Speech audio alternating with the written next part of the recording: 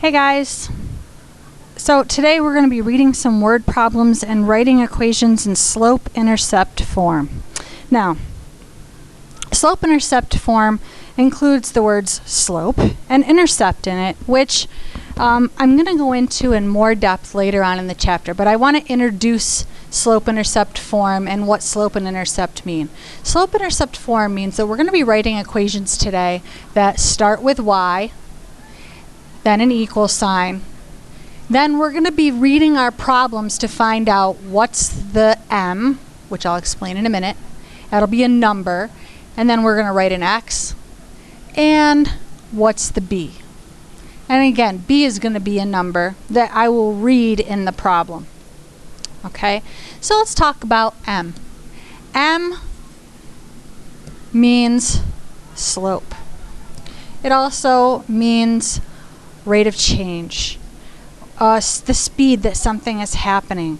When you're reading a word problem, you're looking for words like per, each, or every, or being able to reword a problem with the words per, each, or every.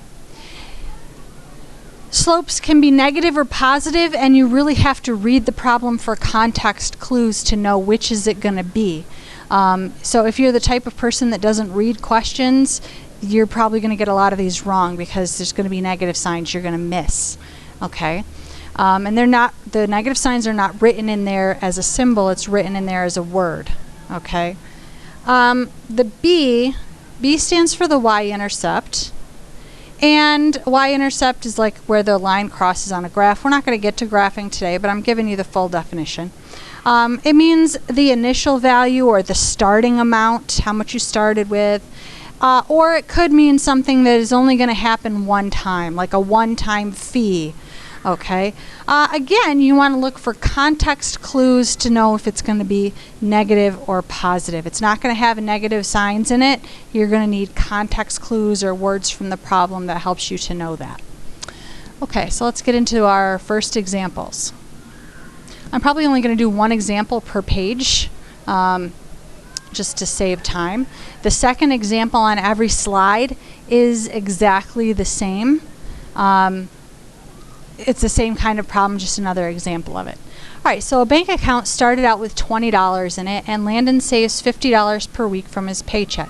So our goal is to write a y equals mx plus b for this problem. But instead of the letter m, I'm going to replace letter m with a number from the problem.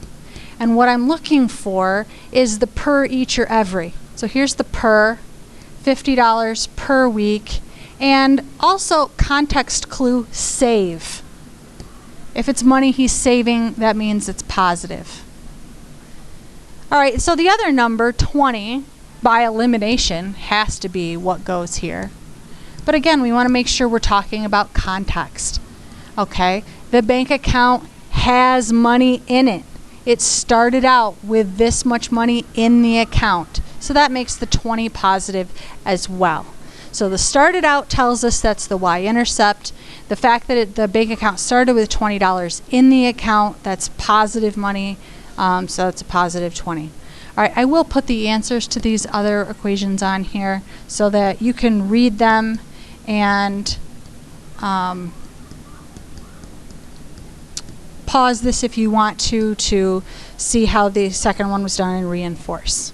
Okay, so you can pause now if you want to, otherwise I'm going to go on.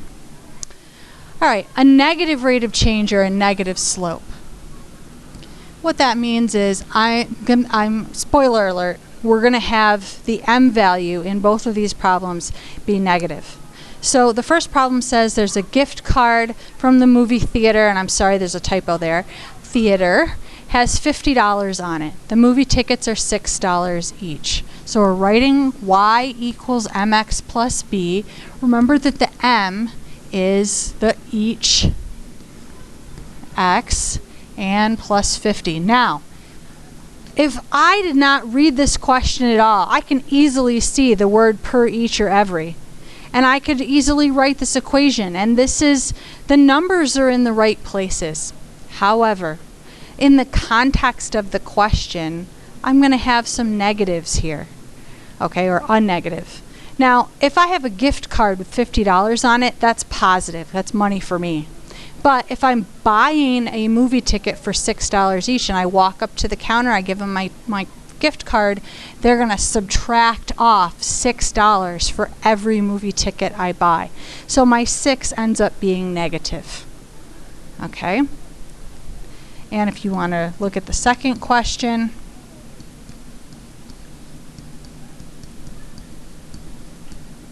okay, that's the answer to the second one. You can pause it, read it, same kind of idea. Negative y-intercept. Here again, spoiler alert, we're going to have a negative b. Okay, so Marshall owes his friend $20. He gets a job that pays $7 per hour. So if I don't read anything, I can say, well, here's my per. The problem with not reading is that I would have missed out on the fact that it says Marshall owes the $20. So if he owes $20, it's not going to be a plus 20 here. It's going to be a minus 20. And the 7 is positive because he's earning that money. So that's money he's getting. So he's getting paid $7 an hour, and eventually he'll have enough money to pay off the $20 he owes. Okay, I'll write the equation for the second one.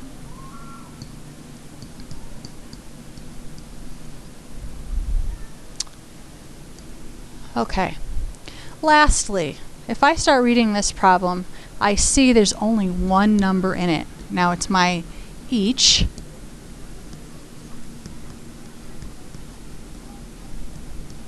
Okay, there isn't another number. Well, what that indicates is that I didn't have any packs of M&Ms to start with, because it doesn't talk about that. So you should leave it like this. But if that feels awkward to you, like Miss Andrews, I really just want to put a number so I keep the same format and stay consistent, you can put a +0 there that you want. That represents that we didn't have any M&Ms to start with.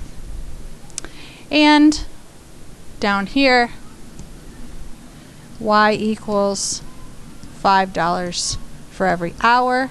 And my first job as a teenager, if I didn't show up to work, I did not have sick days or personal days. If I didn't show up to work, I did not get paid. So there's no plus. All right. That's all I got. See you next time.